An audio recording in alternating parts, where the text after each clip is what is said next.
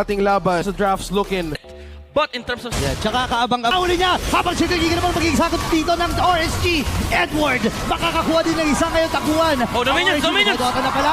Sabi ng Blacklist yung sige na. Ito na natin. Ito na yung oportunidad na inaantay ng mga agents. Pero yung awit. Oh my gosh! Nakaubos pa siya doon ng dalawa. Siya si Nakap! Oh, Yue! dito.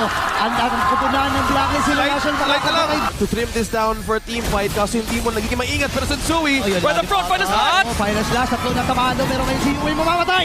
Courtesy of Aqua, sa likuran naman, iniisa-isa na sila. Kusei is away. Sensui, umakas na rin. Edward versus... To end this! This might be it. Ando na yung second gigil. Sensui na lang. Pinagtulong-tulungan na Demon Knight. Inuntog na doon sa may pader. Lahat na ibinitaw nila. At ang RSG ang makakakuha ng game.